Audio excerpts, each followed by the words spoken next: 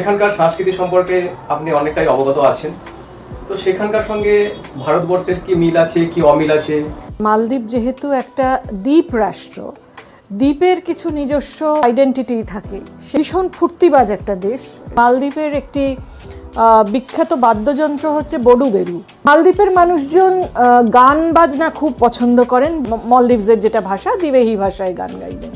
আপনারা জানেন যে মালদ্বীপে মদ্যপান সম্পূর্ণ নিষিদ্ধ। ওখানে রাত্রি 8টার পরে আসলে সাংস্কৃতিক জীবন শুরু হয় এবং সেটা চলে রাত্রি 1টা-1.5টা পর্যন্ত। মাসহুনি বলে একটি খুব প্রচলিত খাবার রয়েছে, রিহাকুরু বলে একটি যেমন পদ রয়েছে, মাছের পদ। স্বাস্থ্যকর, খুব পুষ্টিকর, এবং যেহেতু তাদের নিজেদের খুব বেশি স্পাইসেস ছিল না, সেজন্য খাবারগুলোর মধ্যে কিন্তু খুব স্পাইসের বিষয় নেই। সে অধ্যাপনার সূত্রে আমি জানতে চাইবো যে মালদ্বীপে শিক্ষা ব্যবস্থার সম্পর্কে যদি কিছু বলেন। ওটা দেশে 2টি বিশ্ববিদ্যালয়, তাদের ক্যাম্পাস আছে অনেকগুলো। রাষ্ট্রটাই ট্রাভেল অ্যান্ড ট্যুরিজমের ওপরে অনেকখানি দাঁড়িয়ে রয়েছে। ছাত্রছাত্রীদের ট্রাভেল অ্যান্ড ট্যুরিজম পড়ার ঝোঁক বেশি। এই যে ওতপ্রোতভাবে আমরা জড়িয়ে আছি, সেটা তো নিশ্চয়ই আমাদের পারস্পরিক বন্ধনের একটা সম্পর্ক নষ্ট হয়ে গেছে বা সম্পর্ক নষ্ট হচ্ছে এরকম কিন্তু দুই দেশের মানুষ কখনোই ভাবে না। নমস্কার, আমি সুদীপ, আমার সাথে রয়েছে শুভঙ্কর। আজকে আমি চলে এসেছি বাংলা দুনিয়ার পক্ষ থেকে একটা ভীষণ গুরুত্বপূর্ণ বিষয় নিয়ে আলোচনা করার জন্য। সেটা হলো ভারত এবং মালদ্বীপের মধ্যে সম্পর্কের অবনতি। আমরা জানি বিগত বেশ কয়েক দশক ধরে ভারত এবং মালদ্বীপের মধ্যে একটা সুসম্পর্ক বজায় ছিল, কিন্তু কিছু কারণের জন্য কিছুদিন যাবৎ তার সম্পর্কের অবনতি হয়েছে। তো এই সম্পর্কে আলোচনা করার জন্য আমরা পেয়ে গেছি একজন বিশেষ ব্যক্তিকে, যিনি ভারতের সঙ্গে বিভিন্ন দেশের সম্পর্কের ক্ষেত্রে কাজ করেছেন। তিনি ভারতীয় গভর্নমেন্টের প্রতিনিধি হিসাবে বিভিন্ন দেশে কাজ করেছেন। তিনি কাজ করেছেন কাজাখস্তানে, তিনি কাজ করেছেন ইউএসএতে, তিনি কাজ করেছেন অস্ট্রেলিয়ায়, বাংলাদেশে, এবং সর্বোপরি তিনি মালদ্বীপে 4 বছর ছিলেন ইন্ডিয়ান কালচারাল সেন্টারের ডিরেক্টর হিসাবে। তো বর্তমান বর্ধমান বিশ্ববিদ্যালয়ে হিস্ট্রি বিভাগের বিভাগীয় প্রধান ডক্টর সৈয়দ তানভীর নাসরি। ম্যাডাম, আপনাকে স্বাগত বাংলা দুনিয়ার পক্ষ থেকে, এবং অসংখ্য ধন্যবাদ আমাদের এই মূল্যবান সময় দেওয়ার জন্য। তো যেটা জানি, আপনি 4 বছর মালদ্বীপে ছিলেন, সেখানকার ইন্ডিয়ান কালচারাল সেন্টারের আপনি ডিরেক্টর ছিলেন। তো সেখানকার সংস্কৃতি সম্পর্কে আপনি অনেকটাই অবগত আছেন। তো সেখানকার সঙ্গে ভারতবর্ষের কি মিল আছে কি অমিল আছে, সেটা আমরা প্রথমেই আপনার কাছ থেকে জানতে চাইব। দেখুন, এটা একটা খুব বড় প্রশ্ন। আমি প্রায় 4 বছরের 1 মাস কম ইন্ডিয়ান কালচারাল সেন্টারের ডিরেক্টর ছিলাম। ইন্ডিয়ান হাই কমিশনের ফার্স্ট সেক্রেটারি কালচার হিসেবে কাজ করেছি। এবং দক্ষিণ এশিয়ার একটা বৃহত্তর সংস্কৃতি আছে। সেই সংস্কৃতির অবশ্যই যেমন ভারতবর্ষ অঙ্গ, মালদ্বীপও তার অঙ্গ। আর মালদ্বীপের যদি নিজস্ব সংস্কৃতির কথা বলেন, তাহলে অবশ্যই মালদ্বীপ যেহেতু একটা দ্বীপ রাষ্ট্র, দ্বীপের কিছু নিজস্ব, প্রত্যেকটা দ্বীপের আইল্যান্ড নেশনের কিছু আইডেন্টিটি থাকে। সেগুলো নিয়ে তাদের যে সংস্কৃতি গড়ে ওঠে। ভীষণ ফুর্তিবাজ একটা দেশ, সেই অর্থে সে দেশের মানুষরা খুব ফুর্তিবাজ। ফুর্তিবাজ কথাটা ব্যবহার করলেই আপনি আসলে, আমার মনে হয় যে সেই দেশের স্পিরিটটা ধরতে পারবেন। তারা আনন্দে থাকতে পছন্দ করেন, গান বাজনা এবং একটা ভীষণ কমিউনিটি লাইফ তারা যাপন করেন। এবং এত টেকনোলজিক্যাল প্রোগ্রেস, গ্লোবালাইজেশন, এত অগ্রগতির পরেও এই যে যখন তারা একসঙ্গে, মালদ্বীপের একটি বিখ্যাত বাদ্যযন্ত্র হচ্ছে বডুবেরু। বডু কথাটার অর্থ হচ্ছে বড় এবং বেরু হচ্ছে ড্রাম। এই বডুবেরু ড্রামটা মনে করা হয় যে আফ্রিকান যে সেটলার্সরা এসেছিলেন তাদের সঙ্গে এই দ্বীপরাষ্ট্রে এসে পৌঁছেছিল। তো আজও পর্যন্ত যখন এই বডুবেরু বাজিয়ে মালদ্বীপীয় নারী এবং পুরুষরা গান করেন, নাচ করেন, তখন কিন্তু আপনি ওই আইল্যান্ডের যে সংস্কৃতি, আইল্যান্ডের যে যৌথ যাপনের যে সংস্কৃতি, সেটা ধরা পড়ে। আমি একটা মাত্র উদাহরণ দিলাম, এরকম আরও অনেক রয়েছে। মালদ্বীপের মানুষজন গান বাজনা খুব পছন্দ করেন বিশেষ করে, এবং এটা তো ঠিকই যে ভারতবর্ষের ক্রিকেট এবং ভারতবর্ষের বলিউড যেভাবে গোটা বিশ্বের কাছে আমাদের গ্রহণযোগ্যতা বাড়িয়েছে, এরকম আর কিছু নয়। মানে আমি আপনাকে দুটো উদাহরণ দিই, আমি এটা লিখেও ছিলাম আগে, যে আমরা একটা স্বাধীনতা দিবস উপলক্ষে অনুষ্ঠান করছি। সেই স্বাধীনতা দিবস উপলক্ষে অনুষ্ঠানে আমি তাদের বললাম, অনুরোধ করলাম যে আমরা দেশাত্মবোধক গান গাইব, হিন্দি গান আমরা গাইব, আপনারা দিবেহি, মলদ্বীপসের যেটা ভাষা, দিবেহি ভাষায় গান গাইবেন। তো তারা আমাদের সারপ্রাইজ দেওয়ার জন্য তারা হিন্দি গান গেয়ে গাইলেন, এবং হিন্দি দেশাত্মবোধক গান যে গাইলেন তার মধ্যে ওই जिस देश में सिर्फ पत्थर नहीं इंसान भी पूजे जाते हैं, इंसान नहीं पत्थर भी पूजे जाते हैं, हम उस देश के रहने वाले हैं, এসব গানও কিন্তু তারা ভীষণ আনন্দের সঙ্গে, এই যে ভারতীয়দের সঙ্গে তারা রিলেট করছেন, সেই সমস্ত গান, বিভিন্ন গান। আপনারা জানেন যে মালদ্বীপে মদ্যপান সম্পূর্ণ নিষিদ্ধ, কিন্তু যখন গান হচ্ছে তখন কিন্তু তারা দ্বিতীয়বার ভাবেন না যে এই গানটার সঙ্গে আমার আইনগত কোনো বিরোধ আছে কিনা ইত্যাদি ইত্যাদি, এসব কেউ ভাবে না। যেমন অনেক গভীর রাতে, মানে ওখানে রাত্রি 8টার পরে আসলে সাংস্কৃতিক জীবন শুরু হয় এবং সেটা চলে রাত্রি 1টা-1:30 পর্যন্ত। তো রাত্রি 10টা সাড়ে 10টা নাগাদ আমার কাছে ফোন করে কেউ জানতে চাইলেন যে কি চলছে, কি অবস্থা, এরকম একটা বড় অনুষ্ঠান আমরা করছিলাম। তো আমি তাকে বললাম যে এখন তো 2 ঘুঁট হামকো পিলা দে শরাবি চলছে। তো তিনি আমাকে জিজ্ঞাসা করলেন, মিনিং পাতা হয় না? মিনিং পাতা হয় কি নেই হাম তো নেই জানতে হ্যাঁ।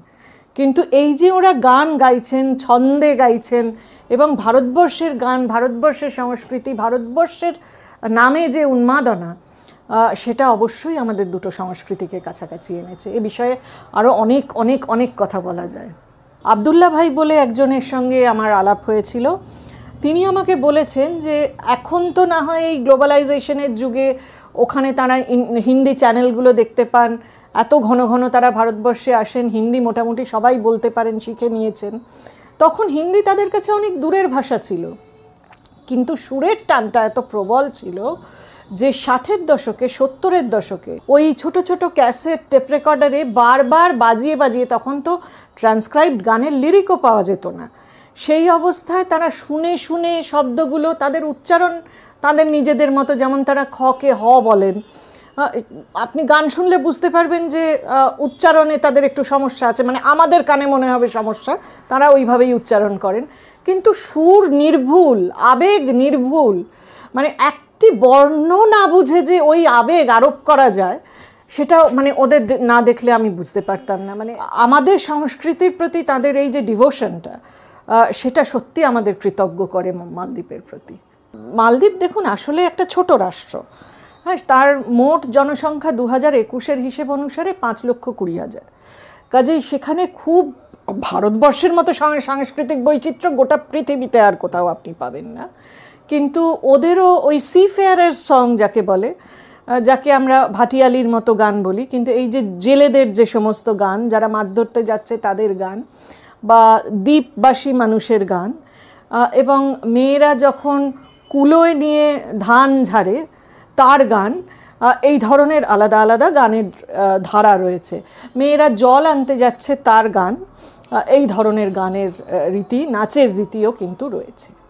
অন্যান্য খাদ্য হিসেবে মালদ্বীপে কি প্রচলন রয়েছে সেই ব্যাপারে যদি একটু বলেন। মালদ্বীপ প্রধানত আজকের মলদ্বীপসকে আমরা যেভাবে চিনি, যে বিশ্বের সবথেকে অ্যাট্রাকটিভ টুরিস্ট স্পট, এক একটা আইল্যান্ড ঘিরে রেসর্ট গড়ে উঠেছে, এবং সেই রেসর্টে একদিকে অমিতাভ বচ্চন সপরিবার, অন্যদিকে টম ক্রুজ ছুটি কাটাতে আসেন, তার মধ্যে যে বিলাস, বৈভব এবং অভাবনীয় যে সমস্ত বৃত্তের কথা রয়েছে, তার পাশাপাশি আমাদের মনে রাখতে হবে যে এই দ্বীপরাষ্ট্রের কিন্তু একটা ভীষণ মানে দ্বীপজনিত অতীত রয়েছে।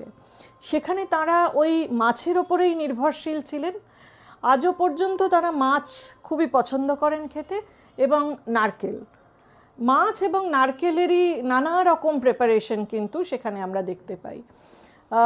মাছহুনি বলে একটি খুব প্রচলিত খাবার রয়েছে। মাছ মানে মাছ, আর হুনি মানে কোরানো নারকেল। টুনা জাতীয় মাছ সেদ্ধ করে মাখা হচ্ছে কোরা নারকেলের সঙ্গে, লেবু পেঁয়াজ দিয়ে মাখা। এটা একটা খুব প্রিয় প্রচলিত খাদ্য, আমারও খুব প্রিয় খাদ্য হয়ে উঠেছিল সেখানে। এছাড়া তারা কিছু স্পাইসি মাছের প্রিপারেশনও খান। রিহাকুরু বলে একটি যেমন পদ রয়েছে, মাছের পদ। মূলত সব পদগুলিই মাছ কেন্দ্রিক এবং নারকেল কেন্দ্রিক। কোথাও কোথাও খেজুর গাছ রয়েছে সেগুলো, কারণ মালদ্বীপের মাটিতে কিন্তু দীর্ঘদিন পর্যন্ত কোনো উৎপাদন হতো না। এখন সেখানে একটি আইল্যান্ড জুড়ে তরমুজের উৎপাদন হয় ইত্যাদি, কিন্তু তরমুজ খেয়ে তো আর মানুষ বাঁচে না। মূলত তাদের যা কিছু খাদ্যদ্রব্য সেগুলো সব ইম্পোর্টেড হয়, আর মাছ এবং নারকেলের ওপর বেস করেই কিন্তু তাদের বিভিন্ন ধরনের খাবার। এবং খাবার যেগুলো ট্র্যাডিশনাল খাবার সেগুলো কিন্তু স্বাস্থ্যকর, খুব পুষ্টিকর, এবং যেহেতু তাদের নিজেদের খুব বেশি স্পাইসেস ছিল না, সেজন্য খাবারগুলোর মধ্যে কিন্তু খুব স্পাইসের বিষয় নেই। মূলত স্মোকড, বেকড এই ধরনের খাবার। প্রধান খাবার গারুডিয়া নয়, ওই যে বললাম মাসুনি, গারুডিয়া, রিহাকুরু। গারুডিয়া হচ্ছে মাছের ঝোল, রিহাকুরুটা একটু বেশি পাঞ্জেন্ট আমাদের টেস্টের জন্য। মাসুনি, এছাড়াও ছোট ছোট মাছের কিউব, ছোট ছোট ওই রকম কিউব করে কাটা নারকেলের সঙ্গেও তারা খেতে খুব পছন্দ করেন। আরেকটা খুব ইন্টারেস্টিং বিষয় রয়েছে ওদের খাদ্যদ্রব্যের মধ্যে, শর্ট ইটস, মানে ছোট ছোট বিভিন্ন ধরনের মাছের পুর দেওয়া বিভিন্ন রকমের সামোসা জাতীয় জিনিস, এবং গোল গোল বিভিন্ন শেপ আলাদা হচ্ছে, একটু পিৎজার মতো ইত্যাদি, একটু চপের মতো, সেই জিনিসগুলোও কিন্তু তারা খান। ভাত কি ওখানে প্রচলন রয়েছে? ভাত রুটি দুটিরই প্রচলন রয়েছে। ভাত রুটি দুটোই খেতে তারা পছন্দ করেন, কিন্তু যেহেতু কোনোটারই মানে প্রোডাকশন হয় না সেই অর্থে এগুলো সবই ইম্পোর্টেড। কি জন্য বিখ্যাত? এর কি প্রাকৃতিক সৌন্দর্যের জন্য, আন্ডার ওয়াটার কিছু আছে তার জন্য? মালদ্বীপের জলের যে রং, মালদ্বীপের যে মানে দিগন্ত বিস্তৃত সমুদ্র সৈকত যাকে আমরা বলি, এবং মালদ্বীপের পলিউশন লেভেল এত কম, একদম ঘরের কাছেই একটি দ্বীপ, সেই সমস্ত কারণ মিলিয়ে মালদ্বীপ একটা মানে অনবদ্য টুরিস্ট আকর্ষণ হয়ে উঠেছে আর কি। মালদ্বীপ কথাটার কিন্তু ব্যুৎপত্তিগত অর্থ দ্বীপের মালা। নিভৃত সময় কাটানোর জন্য অবশ্যই আপনারা বিভিন্ন সময় পত্রপত্রিকায়, সোশ্যাল মিডিয়ায় দেখেছেন আমাদের দেশের সেলিব্রিটিরা, বিশ্বজুড়ে সেলিব্রিটিরা এই রিসর্টগুলোতে যান এবং তারা কি ধরনের সময় কাটান।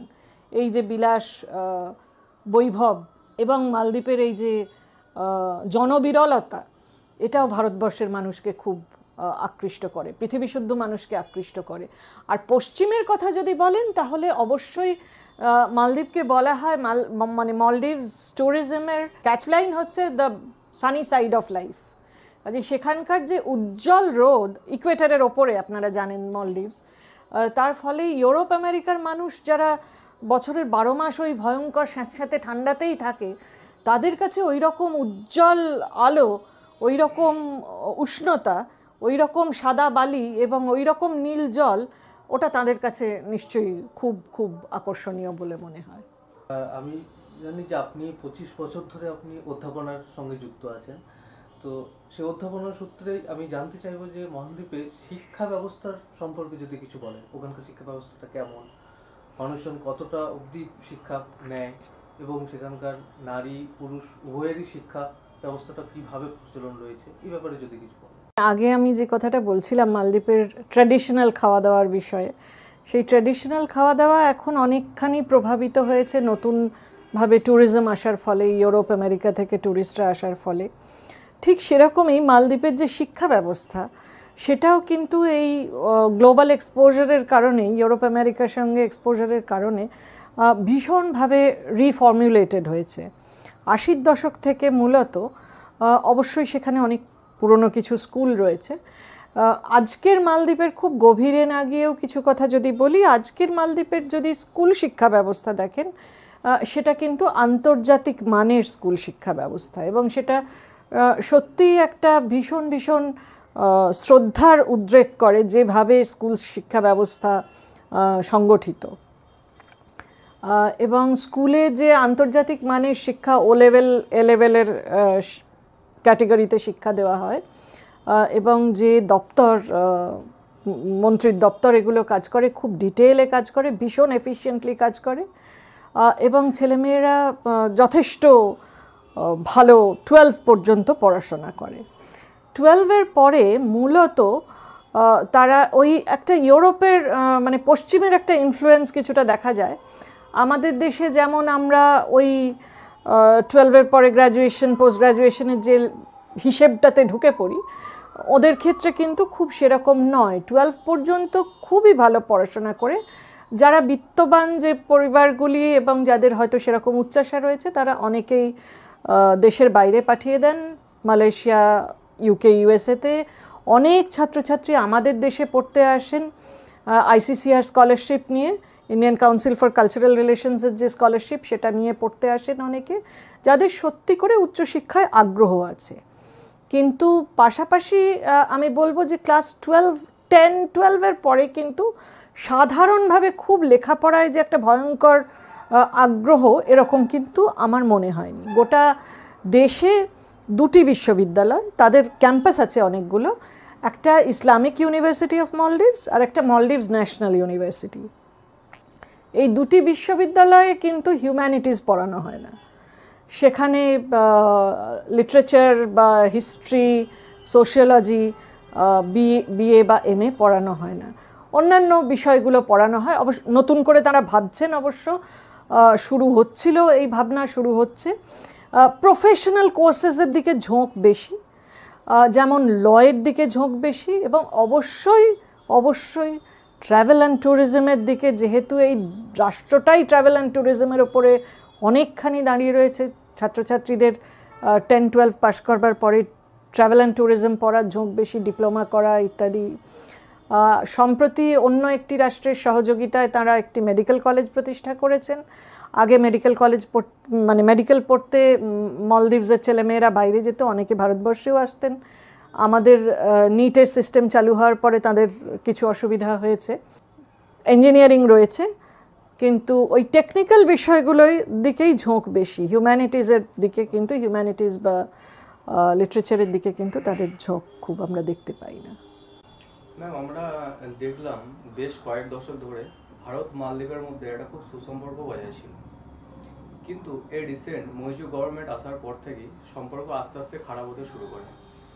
হ্যাঁ, তো এইটা কি মনে হয়, এর পিছনে কি কোনো চায়নার হাত আছে? বা এত বড় আমাদের ভারতবর্ষ একটা দেশ, সেখানে মাত্র 5 লক্ষ জনসংখ্যা বিশিষ্ট একটা দেশ এর বিরুদ্ধে চলে গেল, এর পিছনে কি অবশ্যই চায়নার একটা বিরাট সাপোর্ট আছে বা হাত আছে? কয়েক দশকের ভালো সম্পর্ক শুধু নয়, কিন্তু ভারতবর্ষ এবং মালদ্বীপের যে সুসম্পর্কের ইতিহাস, সেটা অত্যন্ত প্রাচীন এবং মানে লতায় পাতায় এমনভাবে জড়িয়ে আছে যে সেটা থেকে দুটো সংস্কৃতিকে, দুটো এই আন্তর্জাতিক সম্পর্ককে বিচ্ছিন্ন করা কোনো অবস্থাতেই সম্ভব নয়। যদি প্রাচীনকালের কথা মনে রাখেন, তাহলে মালদ্বীপ থেকেই কিন্তু কড়ি আসতো বাংলায়, এবং আজও পর্যন্ত বাংলার অনেক ভাটিয়ালি গানের সুর আপনি মলদ্বীপসের বিভিন্ন গানের মধ্যে খুঁজে পাবেন। এবং এই যে উপকূল ধরে, পূর্ব উপকূল ধরে তারা আসতেন বাংলার বিভিন্ন বন্দরে, সেই কড়িতে দিয়েই কিন্তু আমাদের মানে বাণিজ্য হতো। সেই কড়ির অনেক চাহিদা ছিল এখানে।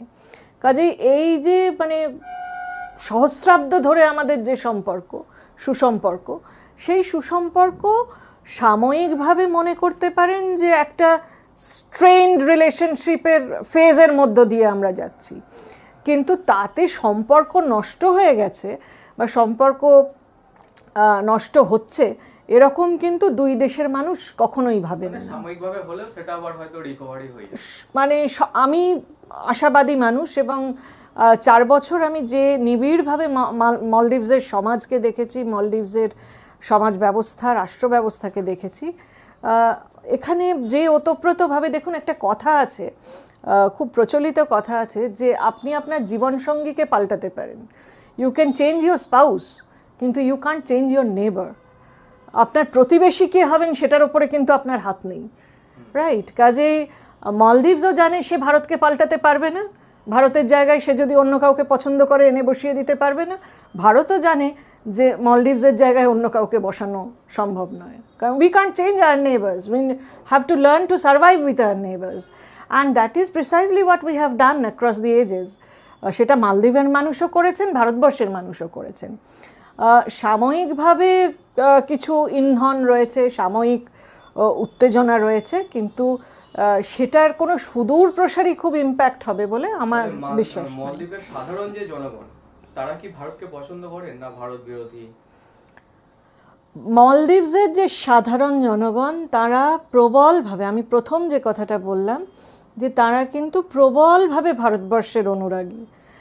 দীর্ঘ সময় পর্যন্ত দেখুন মালদ্বীপসের শিক্ষা ব্যবস্থা কিন্তু মানে school education is largely free. মালদ্বীপসের health system is largely free. ওখানে আসান্দা বলে একটা মেডিকেল ইন্স্যুরেন্স পলিসি রয়েছে, যার ফলে সেখানকার লোকাল ডাক্তার যদি রেকমেন্ড করেন তাহলে তারা প্রায়ই মানে প্রায়শই হামেশাই ভারতবর্ষে আসছেন, তিরুবনন্তপুরম এবং চেন্নাই, মানে তামিলনাড়ু, চেন্নাই, তামিলনাড়ু, কেরালা এবং কর্ণাটকের বিভিন্ন জায়গায় এবং অন্যান্য জায়গাতেও আসছেন, ভারতবর্ষের দিল্লিও আসছেন, কিন্তু ওই পাশের পাড়ায় ডাক্তার দেখাতে যাওয়ার মতো করে তারা কিন্তু দক্ষিণের এই রাজ্যগুলোতে আসেন। আমরা হয়তো বাংলায় বসে সেই খবরটা সর্বদা পাই না যে তিরুবনন্তপুরমে একটি রাস্তা আছে, যে রাস্তায় কিন্তু দ্বিবেহী ভাষায় সাইনবোর্ড লেখা আছে। এত বিপুল পরিমাণে মালদ্বীপস থেকে ট্যুরিস্টরা আসেন, মেডিকেল ট্যুরিজমের জন্য যারা আসেন। কাজেই এই যে মানে ওতপ্রোতভাবে আমরা জড়িয়ে আছি, সেটা তো নিশ্চয়ই আমাদের পারস্পরিক বন্ধনের একটা সম্পর্ক, সাংস্কৃতিক বন্ধনের একটা সম্পর্ক এবং পারস্পরিক নির্ভরতার সম্পর্ক। এবং এটা মালদ্বীপসের মানুষ কিন্তু বোঝেন, জানেন, খুব ভালো করে জানেন। এই যে ইন্ডিয়া আউট মুভমেন্টটা যে একটা পলিটিক্যাল স্ট্র্যাটেজি, সেটাও তারা খুব ভালো করে বোঝেন। এতক্ষণ যে আলোচনা হলো, আপনার বক্তব্যগুলো আমাদের খুব সমৃদ্ধ করছে। তো আমাদের তো সময়ও সঙ্গে থামতেও হয়, আমরা একদম শেষ সময়ে এসে পৌঁছেছি। তো শেষ সময়ে এসে আমরা একটা বিষয় নিয়ে জানতে চাইবো যে মালদ্বীপে আপনার যে কার্যকাল, ইন্ডিয়ান কালচার সেন্টার থেকে যে আপনার কার্যকাল, সেই কার্যকাল সম্পর্কে আপনি একটু কিছু যদি বলেন। ইন্ডিয়ান কালচারাল সেন্টারের ডিরেক্টর হিসেবে আমার যে কার্যকাল, তার যদি আমাকেই একটা মূল্যায়ন করতে বলেন তাহলে আমি মনে করব যে একটা অত্যন্ত চ্যালেঞ্জিং সময়ে, ইতিহাসের একটা অত্যন্ত চ্যালেঞ্জিং সময়ে আমি একটা খুব সফল কার্যকাল কাটিয়ে এসেছি। আমি একবারও এই কথাটা আত্মপ্রচারের জন্য বলছি না, মানে আমি যেটা বললাম যে ইতিহাসের প্রেক্ষিতে, কারণ আমরা তো এই সময় কোভিড অতিমারি দেখেছি এবং এই কোভিড অতিমারি মোকাবিলার ক্ষেত্রে ইন্ডিয়ান কালচারাল সেন্টারের পক্ষ থেকে, ইন্ডিয়ান হাই কমিশনের পক্ষ থেকে আমরা যে কাজ করেছিলাম কোভিড সেন্সিটাইজেশনে, মানে কোভিডের টিকা আবিষ্কার এবং টিকা তো গিয়ে পৌঁছলো অনেক পরে, তার আগে যে সমস্ত অনাবাসী ভারতীয়রা বিভিন্ন দ্বীপে ছড়িয়ে ছিটিয়েছিলেন, সেখানে বিভিন্ন ভাষাভাষী ভারতীয়রা ছড়িয়ে ছিটিয়েছিলেন, সেখানে বাংলাদেশিরা, আমি আবার বলছি যেহেতু আমি নিজে বাংলাভাষী, যে বাংলাদেশি শ্রমিকরা ছিলেন সেখানে, তাদের মধ্যে কোভিড সেন্সিটাইজেশন, বিভিন্নভাবে ওয়ার্কশপ করে তাদের কোভিড সম্পর্কে অবহিত করা এবং এই যে ফিজিক্যাল ডিস্টেন্সিং, সোশ্যাল ডিস্টেন্সিং এর যে কথাগুলো সে সময় আসছিল সেগুলো সম্পর্কে অ্যাওয়ারনেস ক্রিয়েট করা এবং কি কি করা উচিত, কি করা উচিত নয়, স্থিরভাবে মালদ্বীপসের মানুষকে সঙ্গে নিয়ে যে বিভিন্ন ধরনের অনুষ্ঠান করতে পেরেছি, সেটাও ইন্ডিয়ান কালচারাল সেন্টারের একটা সার্থকতা। এবং আমাদের দেশের যে বৈচিত্র্য, আমাদের দেশের উৎসবের যে বৈচিত্র্য, আমাদের দেশের আনন্দের যে বৈচিত্র্য, আমাদের দেশের পোশাকের যে বৈচিত্র্য, আমাদের দেশের খাদ্যের যে বৈচিত্র্য, এগুলো বিভিন্ন সময় আমরা তাদের পরিচিত করবার চেষ্টা করেছি এবং তাতে যে মানে ভীষণ রকমের সাড়া পেয়েছি, এটাও কিন্তু একটা সাফল্যের দিক নির্দেশ করে বলে আমার মনে হয়। আর তৃতীয়ত যে কথাটা, সেটা আমি খুব মজা করেই বলি যে এটা আমার আবার একেবারেই আমার আত্মপ্রচার নয়, আমরা সম্মিলিতভাবে কাজ করেছি, আমার দেশের জন্য কাজ করেছি, সেজন্য আমি গর্বিত যে আমি আমার দেশকে সেখানে রিপ্রেজেন্ট করেছি। যে আমার কার্যকালের শেষের দিকে আমাদের দুই প্রতিবেশী রাষ্ট্রের দেখা গেল পাকিস্তান মলডিভস ফ্রেন্ডশিপ অ্যাসোসিয়েশন তৈরি হয়েছে, যেমন কিনা ওখানে একটি খুব থ্রাইভিং গ্রুপ রয়েছে ইন্ডিয়া মলডিভস ফ্রেন্ডশিপ অ্যাসোসিয়েশন। এই বন্ধুত্বের অ্যাসোসিয়েশনের মধ্য দিয়েও আমরা অনেক কালচারাল বিনিময় করতাম। তার আগে কিন্তু আমাদের পশ্চিমের প্রতিবেশী রাষ্ট্রের এরকম একটি ফ্রেন্ডশিপ অ্যাসোসিয়েশন তৈরি করার কথা মনে হয়। এবং আবার আমার টেনিয়রের শেষের দিকে দেখা গেল যে একটা চাইনিজ কালচারাল সেন্টার প্রতিষ্ঠিত হয়েছে, সেটাও আমার টেনিয়রের শেষের দিকে। আমরা ধরে নিতে পারি যে ইন্ডিয়ান কালচারাল সেন্টার এবং ইন্ডিয়া মলডিভস ফ্রেন্ডশিপ অ্যাসোসিয়েশনকে মাথায় রেখেই দক্ষিণ এশিয়ায় আমাদের প্রতিবেশী দুই রাষ্ট্র আমাদের উদাহরণ দেখেই অনুপ্রাণিত হয়েছে। এটাকেই আমি আমাদের সাকসেস এবং আমার কার্যকালের মাপকাঠি বলবো, সাফল্য বলার ঔদ্ধত্য আমার নেই। অনেক ধন্যবাদ। আজকের আলোচনা শেষ করতে হচ্ছে আমাদের। আর আমাদের আলোচনার আজকে উপস্থিত ছিলেন তানভীর ম্যাডাম, তো তাকেও অনেক অনেক ধন্যবাদ।